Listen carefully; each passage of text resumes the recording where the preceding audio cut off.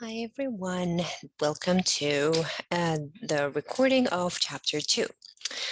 So last week we did finish a few slides, but what I'm going to do is I am going to just go over, just as a reminder for the first few slides that we have taken, just go over them quickly, and then we can go ahead and start in the new path, in the new part.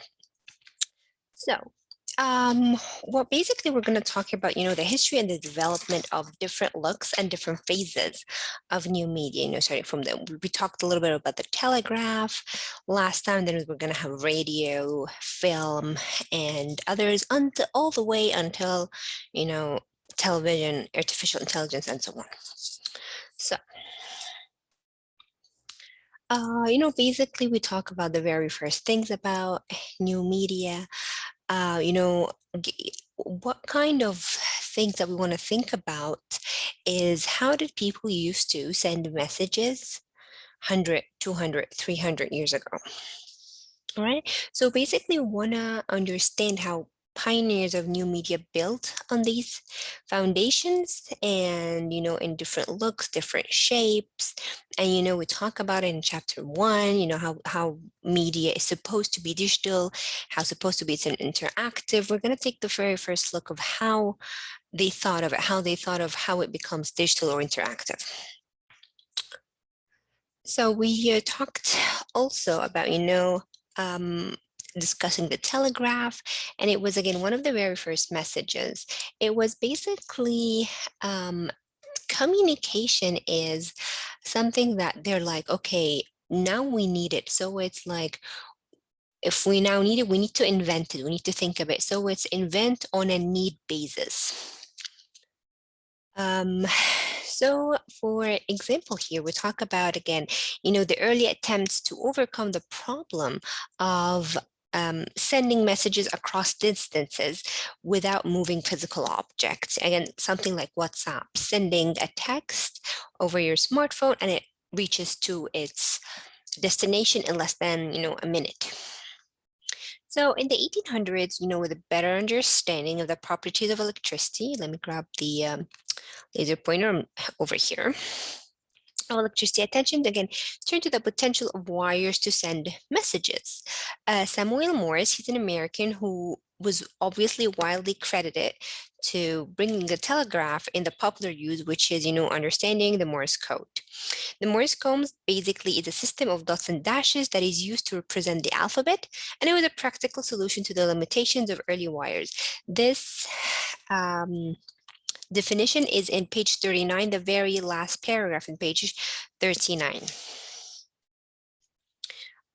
So again, to combat this, the pioneers of Morse code settled on a system that only required the most modest and informational content or a short or long buzz down the wire. And then I remember I asked one of you a question about the letter E because it's literally the most common used word.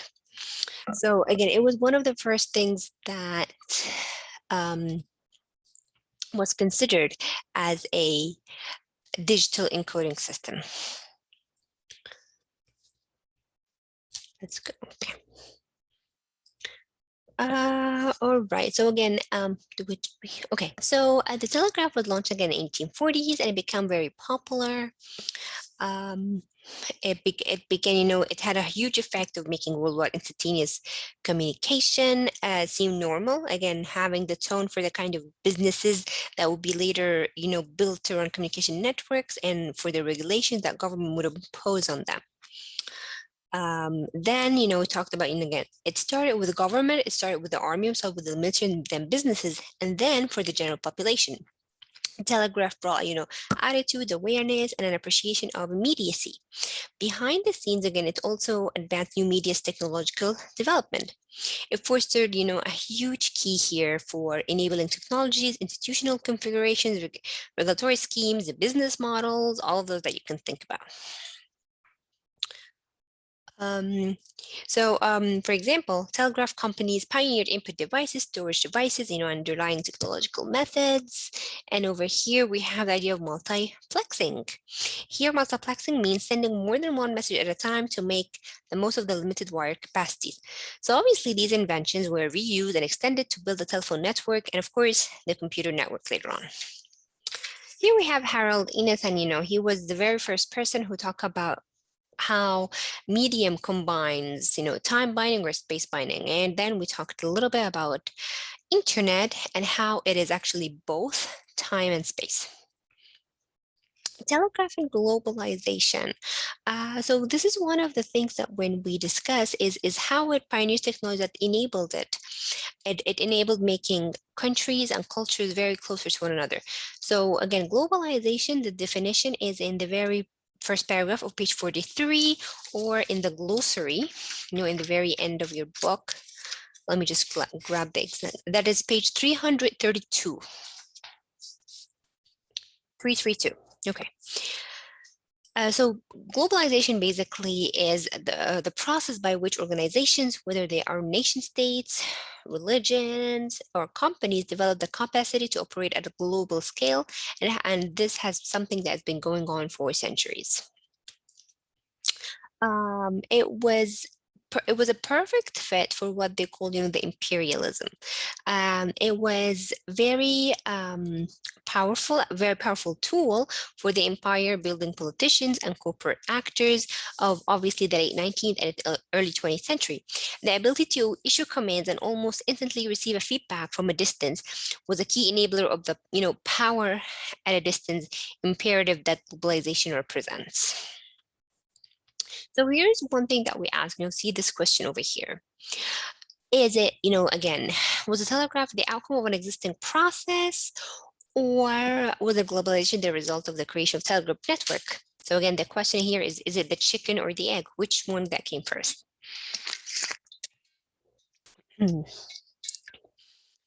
So now it was both of it.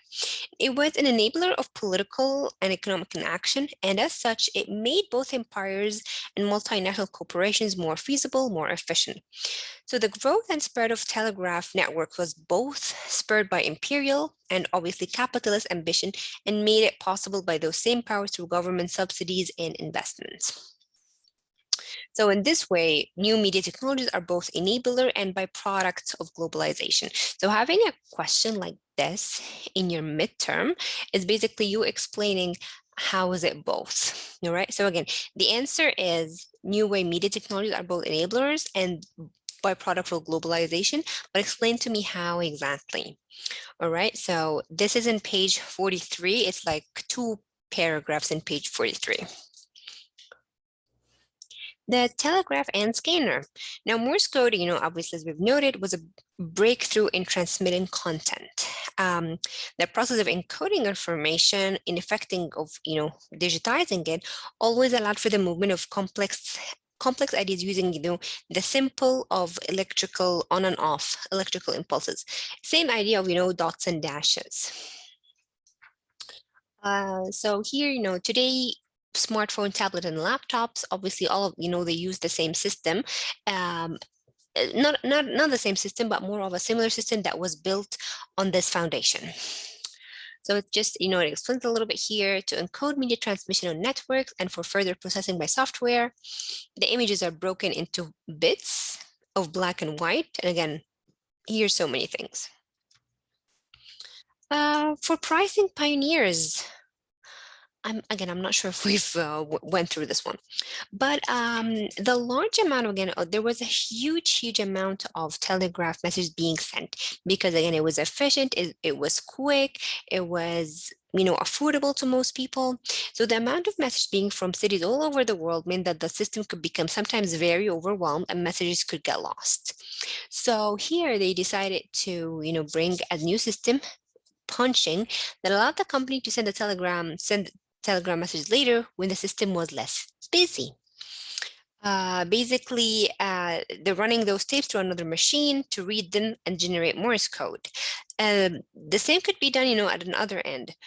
Basically, what it helped here is giving the ability to store and forward messages. They were able to offer pricing, similar to if you want something, like the postman, if you want something urgent to be sent today, is going to be more expensive than something that would be sent on a normal rate. Or if you want to send something over the weekend or something over Christmas or something over the evening. So all those would have different prices. So again, it offer prices option on how quickly you want this message to be delivered. Telegraph as network pioneers. And this is when we really discuss what is monopoly. But we start with, just explaining a little bit about how they start to network. So the telegraph system extended again all over the world, hundreds of telegraph companies in the United States alone by the 1850s over here, bringing them all under one umbrella, which was the Western Union over here. So Western Union basically monopolized telegraph at that time. And that was the very first thing of explaining and developing Metcalfe's law. Metcalfe's law is more of an observation that describes the increasing value of a network according to the number of connection it has. Now, again, there's a lot of numbers over here, but really we don't have to go under it. But let's really look at Metcalfe on other scenarios, such as Netflix or Disney Plus or Amazon. So what is really meant by Metcalfe? That the Metcalfe law has driven the business side of communication networks for over hundreds of years, and it famously incited serious economic hysteria during the dot-com, especially the dot-com boom. Remember, we talked about it in chapter 1. So we address in Metcalfe's law, you address how valuable this network is versus the price of it. So the more people join it, the more valuable it becomes in the market. So I'm not talking about the actual price that you pay for like a Netflix subscription or an Amazon subscription versus the value of this network in the market. So Metcalfe law basically it explains, why at some point people do end up getting, things like a telephone number or an email address or, download WhatsApp or download Facebook. All of them are for free, but it makes you feel part of it. So we have 2 points over here. The first one is the value of the network grows enormously as more people join in. Like, for example, let's take a look about how many people are actually on Facebook. Like, I think we caught it last time, it was like billions of people. So you feel like you want to be a part of it. Now, the value of network makes it huge the more people are in it. And number 2, not being a part of this network means that you do not have access to something that is increasingly valuable.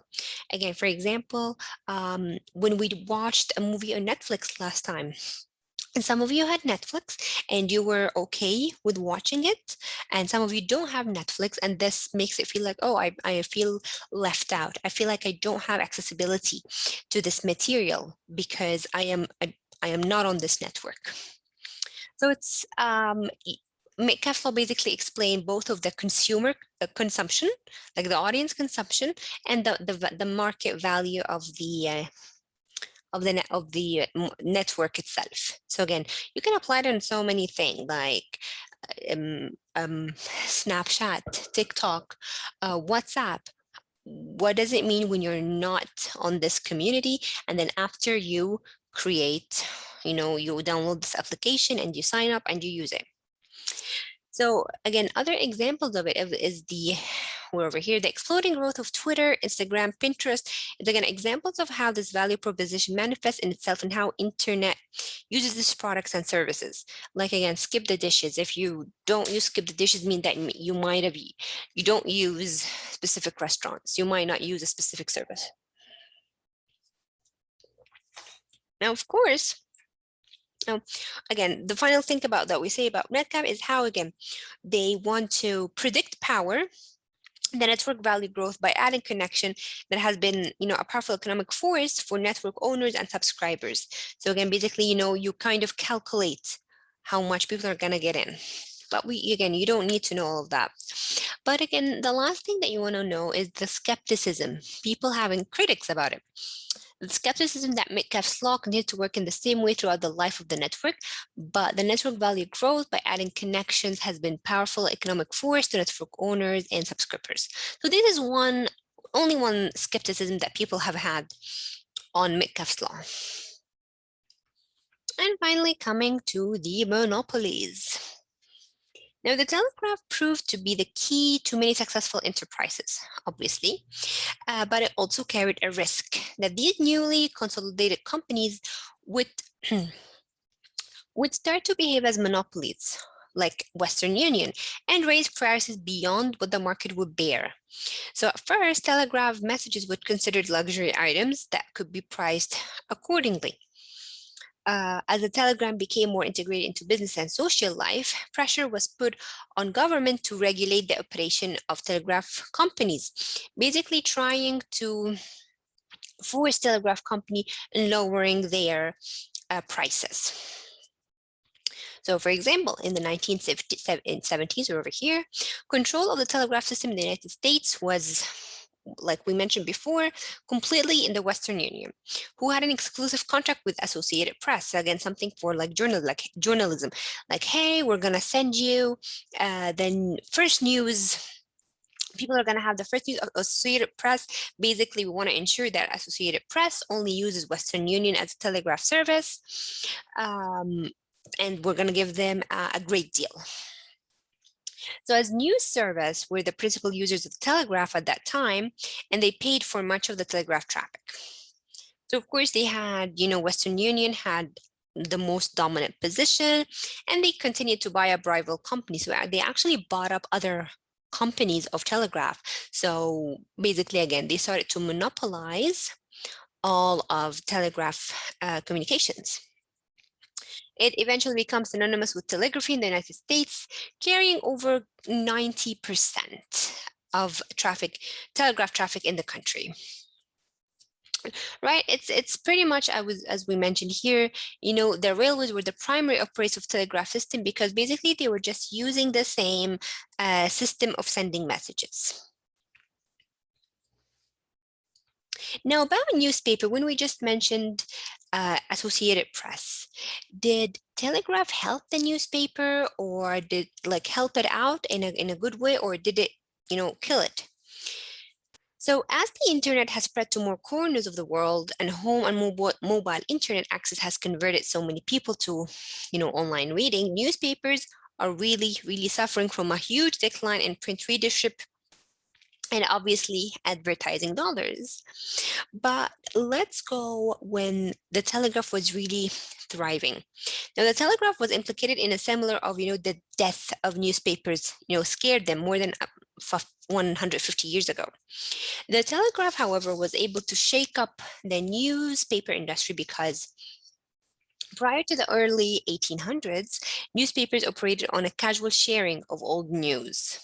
But people don't want to listen to old news with relatively, little attention to the timeliness. Is it written over here? Yeah. So timeliness is actually a very important an aspect of understanding journalism. Let me try to write it down here in the, where's the annotation? There we go. Understanding timeliness, which was again, very important in sending messages or sending newspapers actually. So some newspapers sought to distinguish themselves, by being first with the news, obviously. Text mouse. Where the idea of being first with the news. So by the 1830s, newspapers were employing, a huge wide range of techniques to beat their competitors to publish the latest international news. For anyone who took 130, you'll be able to understand, the source reliability are the very important factor in sending news. So while the telegraph could effectively move the news from one city to another, it had a terrible last mile problem. The news would arrive by the telegraph to offices across the globe, but the question was, okay, how do I get it from those offices to thousands of people at once?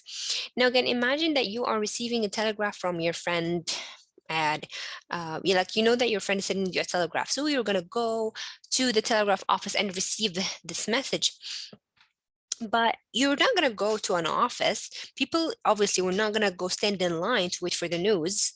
Like, I don't care, but they wanted it to be delivered to them in one way or another.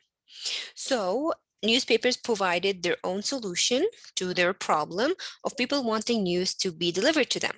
So as the biggest customer of telegraph services, newspaper quickly became outlets for a steady stream of short news stories received via telegraph, basically mailing those telegraph news to people at home. So in the Atlantic Monthly in 1899, a journalist was complaining that America has in fact transformed journalism from what it once was, the periodical expression of the thought of the time, a written record of the questions and answers of the contemporary life, into an agency of collecting, condescending, and assimilating the trivialities of the entire of human existence. So he was really upset about it. The Telegraph, so as we mentioned here, I think, yeah, we did mention over here, newspapers quickly became outlets for a steady stream. And of course, the concerns, observation of the bias of communication towards space binding. If it does not travel through space, people will not care about it. Let me just, where is it? Now the Telegraph, on a final note, also brought on some beneficial changes to obviously the telegraphic, the journalistic style. So how did the Telegraph help in changing it? We'll have a few things to talk about here. So first of all, we have the depending on facts and a neutral point of view. Again, of course, or the appearance of such, because again, we want to send fast and quick messages in short words to as much people as possible. So we're going to be short, we're going to be to the point. And I'm not going to put my point of view because it's not, like a column or an opinion writing style, rather than a short, quick fact. The ability of the Telegraph to transmit news instantly. So it meant that politicians could be held for accountable. Oh yeah, here it is. This is number 2. The ability of the Telegraph to transmit news instantly, that politicians could be held accountable for consistency in their messages. So for example, they could not take a particular position on one issue in one city and then take a different position in another city. The Telegraph would be like, but hey, you wrote this or you said this specific thing in another city. So they have to be consistent in their messages. So the kind of control, at a distance, they didn't just affect politicians. Of course, it sped up or introduced the use of data for the trading of commodities, the movement of goods, and the pricing of the products. This would have been known because it was written. Now we have a written source, so people could go back to it. And finally, newspapers really, really thrived under the Telegraph, and eventually the business adapted to take advantage of the features that it offered, including ready access to foreign news, easy sharing of stories via Telegraph that connected through news agencies, wire photos, and so on. New media as new avenue for commercialization. So one of the defining features of new media in the 21st century is how it has been turned to commercial ends. Obviously, advertising, like the biggest one. Everything from animated television commercials to advertisement that pop into the background, of your iPhone application, is evidence of the ways in which new media was really integrated with advertising industry. It is very implicated in the development of now again, Telegraph, very implicated in the development of the advertising industry. They become what we called it, adept over here. They become really adept at buying and then reselling blocks of space, then the radio and television, with which we're going to talk about in a little bit. So in newspapers on behalf of their clients, earning huge profits by buying in volume at discount and then marketing up to space into their clients. So in all, Telegraph really contributed significantly to many innovations in long distance instantaneous communication, as well as technology, business, and regulatory changes. So talking about advertising at the time, it was not only, again, print and billboard, but it was, they wanted it to make sure that it was no longer restricted to, a local area or a metropolitan area, rather than all over the world, or all over the country at least. Advertising agencies really grew up around the practice of brokering ad space for newspapers, and newspapers grew immensely with the windfall of new revenue that this made available to them.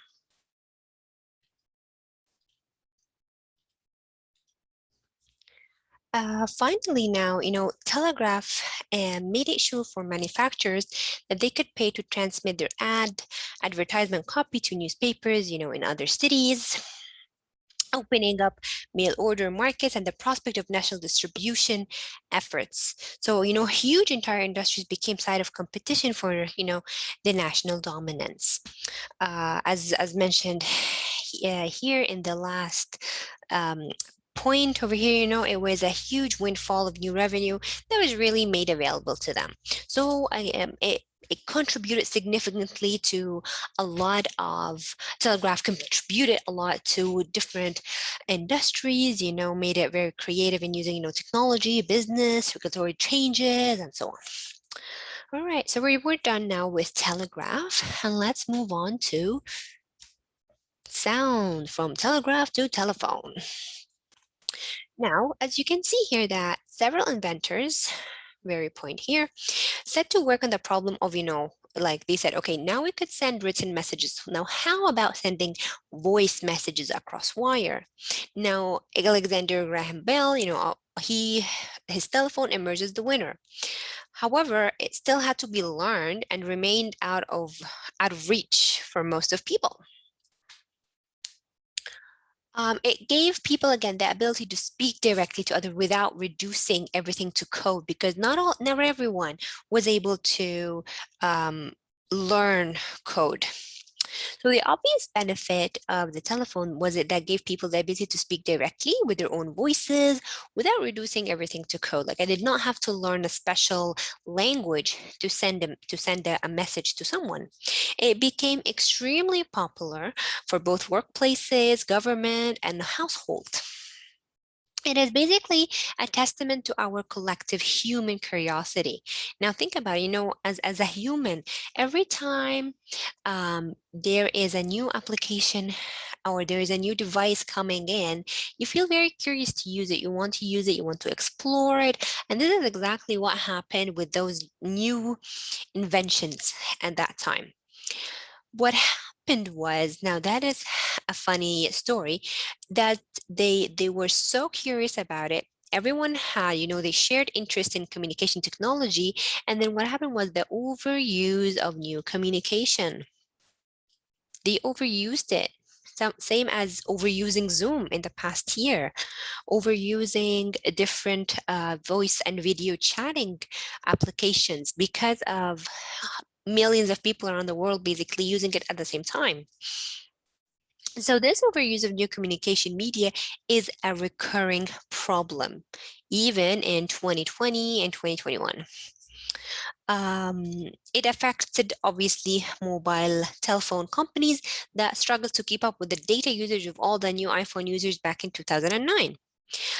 They have so many things that they have since expanded their capacity and even actively encourage people to use data, even including free data for applications such as Spotify, in an effort to sign up new users. For example, like you see YouTube, they go like, use the first month for free, and so you can give it a try, and it feels very tempting, right? I'm gonna give it a try for free, because that is how they lure people in, because again, people are curious. The thought of communicating is always there. So again, going back to our very first class, can we not communicate? No, but people are communicating all the time. People are communicating constantly.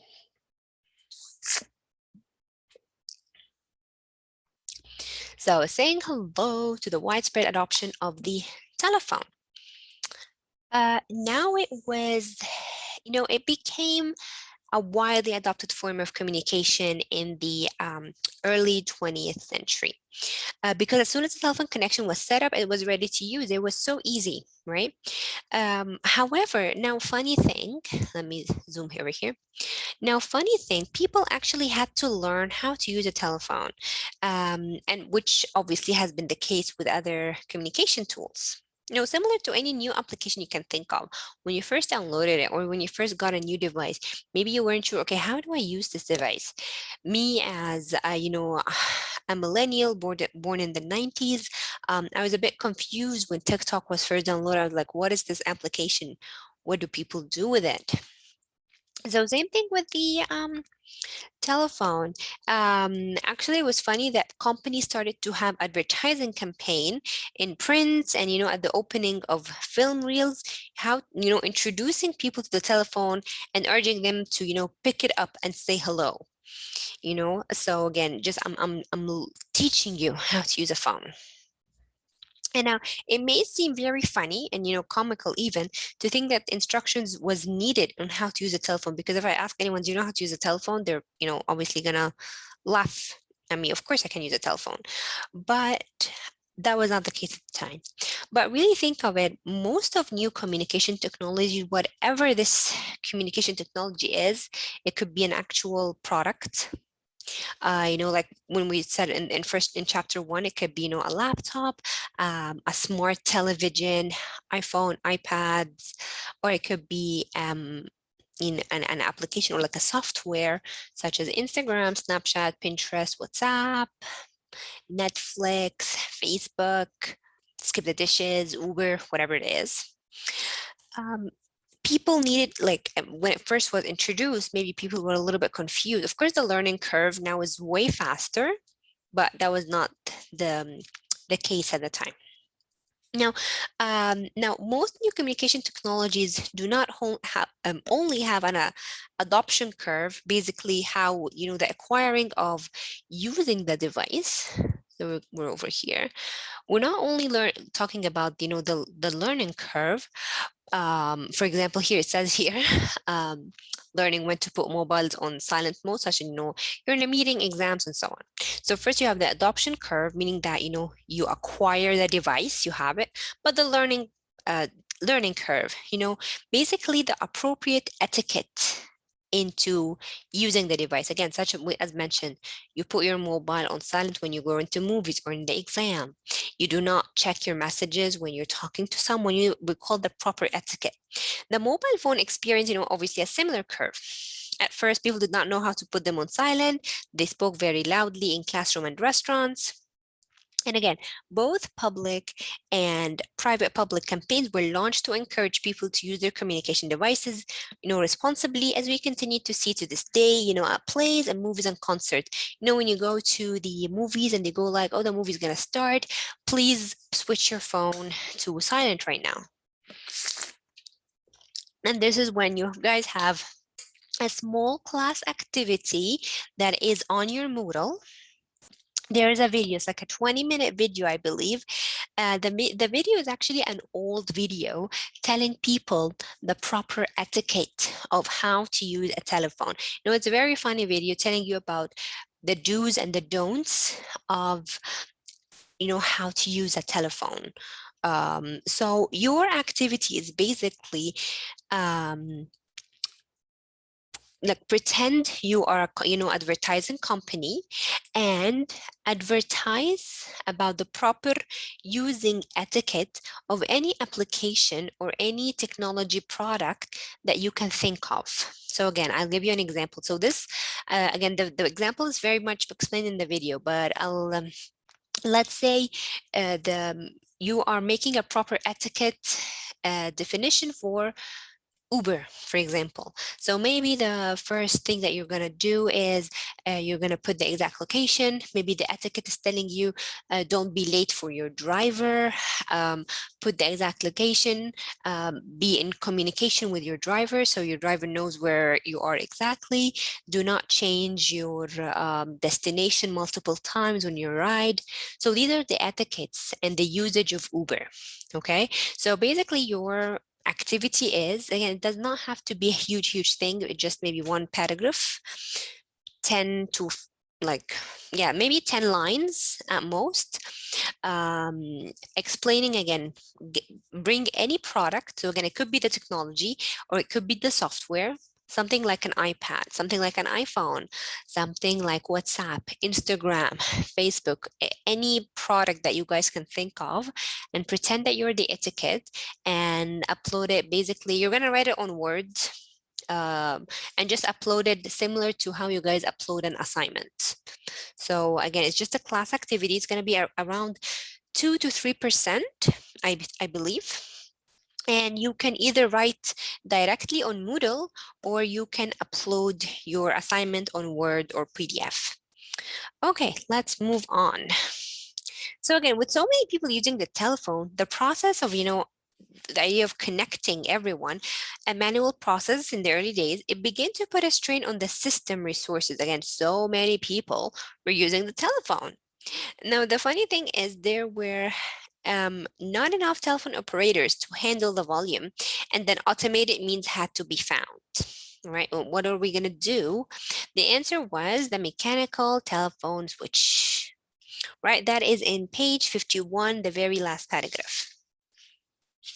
Basically, the mechanical telephone switch, unfortunately, it replaced local operators first and long distance operators later on. Let's talk about it. This is in page 52. So telephone switch, like we just said, it replaced local operators first and then long distance operators. And it did save labor. So it was good for the company, but of course bad for the people because they were laid off. It was a wonderful invention in terms of, saving money. However, it also gave users the freedom to make calls without involving other people. Now that was a huge concern. Now, just again, the video is uploaded on Moodle, so please watch it. Now, what is the telephone switch? Is basically point like the sender. It cannot send a message directly to the receiver without having a medium within a medium.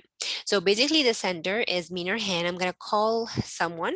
So Nurhan is going to pick up the telephone and the telephone is going to go to a telephone operator. The telephone operator is going to, I'm going to tell them the number and then they're going to call the number for me. So I was not able to call the number directly and go to my receiver right away. And the idea of privacy really concerned people.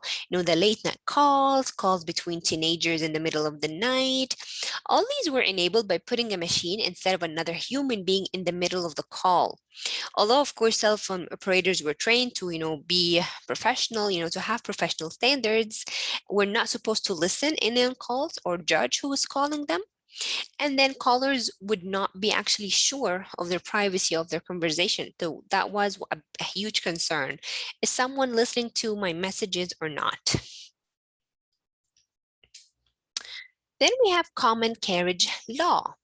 Now, humans being have generally preferred making contact directly rather than through an intermediary. So again, I just want to be able to call the receiver right away. So in a way, the mechanical telephone switch made network neutrality a reality.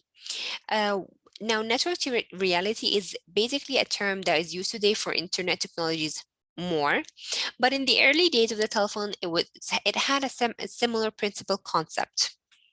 The common carriage law. Now, basically a carriage is like an actual carriage. It is a reference to the regulation to railroads. But here, these regulations were put in place to keep the railroads from charging different rates to different companies.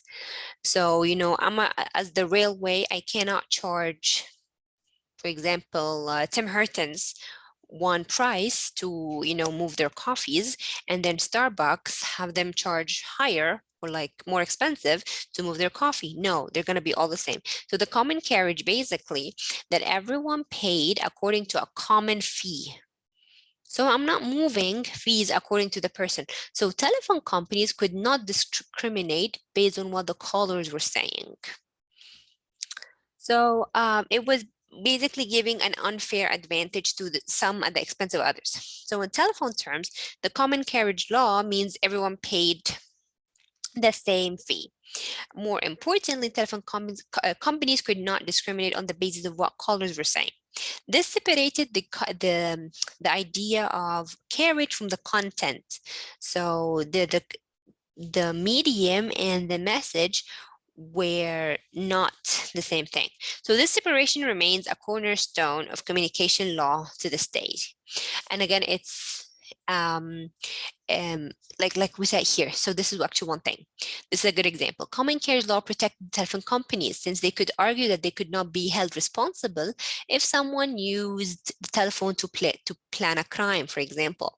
So on YouTube, actually, there were a lot of crimes in the past, not anymore, but for example, someone would be like, oh, I'm going to kill someone today, and it actually happens. YouTube was not held accountable. As the medium, I cannot be held accountable on how people use the medium, right? It's the message and the user here that isn't concerned. Telephone switch, common carriage, and network neutrality are all on page 52. So it's like one paragraph each. So here's a short video that you guys will watch on your own. I have it also on Moodle about the AT&T switch boards. Then network neutrality. Now, network neutrality has emerged, as a key issue in the debates about control of and the payment of internet services. In principle, it means that the network, is unbiased. Very important word. It's unbiased in relation to the content that it's transmitting. But this has been under huge stress in recent years by both user behavior and competition between telephone carriers. Now, two things. Why has been that? Now, first of all, user behavior became an issue as data-heavy new media forms such as, of course, music, movies began to move into the internet. That you can stream music on Spotify, you can watch huge things on, either Netflix, YouTube, or whatever. And it was started to be, heavy data on new media. So where is number 2 here? Okay. So in response, some internet service providers sought to charge different rates or to limit the amount of bandwidth available for these activities. Again, we're not sure if that was a good idea or not, but it became more complicated as telecommunications and media companies merged, like Rogers, buying telephones, by having mobile, having data, having internet, and so on. And it became possible to imagine a world in which a broadband network owned by giant media, again, something like Bell, Shaw, Rogers, and so on. So again, owned by giant media, and it might provide preferential access to their network for service that came from their corporate family. So for example, like when Rogers would come over and tell you, hey, do you want to subscribe to our television model? You can have access to special channels that's going to give you, new and exclusive access to new TV shows and new movies and so on. So the spring in 2017, it says that a significant milestone in the debate with the release of decision disallowing preferential pricing in Canada. Honestly, I don't see it so much, but so again, so it's network neutrality is more about unbiases of the content that is being transmitted, and everyone should have equal access to content, basically. Again, there's a short article about network neutrality on your Moodle. Now, finally, the cost of communicating. Now, early telephones were obviously very expensive. People leased their telephone service and did not own any part of the system, not even the phone itself, which was the property of the telephone company. This color is so bad, you guys. I think I might change it. Yeah, that's a really bad color. Sorry about that. So yeah, they had to basically, customers gradually won the right as what we call the terminal equipment. of their own choosing. So, but buying this, I had to like I could actually buy the device, and I could buy, whatever it is, the color, the shape, the looks of it, and it's mine now. So for a long time, telephone companies argued that the system was so finely tuned and complicated that they could not keep it operating unless they had complete control or the parts. And of course, that is, not real. So in practical terms, telephone companies wanted to take advantage of the reliability and cost advantages of using standardized products and had long set rigorous standards of all aspects of their system. Basically, they wanted to monopolize it, of course. As other manufacturers began to prove that they could also make telephone equipment, the telephone network gradually evolved into one with competitive provision of components from a multitude of suppliers and eventually consumers. So they wanted, again, to buy the whole thing from sender to receiver. So eventually, consumers were able to purchase and install their own telephones, and businesses were able to buy or lease small offices switches and to have, their own thing away from telephone companies. So as with the telegraph companies, the economics of operating a network meant the consolidation happened early and quickly in the telephone industry. The bigger the network, the more money the network could make, obviously. Consolidation of networks also made sense in a way that, consolidated electricity distribution made sense. Having one company provide the service prevented wires from blocking the pathways and ensured the system was reliable and well maintained. Telephone companies were either nationalized, meaning that it was owned by a provincial, state, or national government, or regulated, or both, such as we do have right now. This kept companies that had no competitors from charging excessive rates and limiting them to a regulated rate of return, and ensured that they met certain performance standards, including coverage of the all homes in a service area. And then, after a while, it became a basic service for everyday life. The essential need, the phone as a lifeline. Now, in telephone services was recorded again in Canada as a lifeline. So for example, doctors and fire trucks and ambulances, you could call them by a telephone. So as a result, telephone services has deemed as an essential service. It's an important service that everyone must have. So for example, in Canada, monthly telephone costs are included alongside housing costs and utilities in calculating social assistance income level. Other countries have recently taken it to much further, a better status where they have high-speed internet, as a human right. For example, Hong Kong, Denmark, Switzerland, they have the highest speed of internet and everyone has access to it.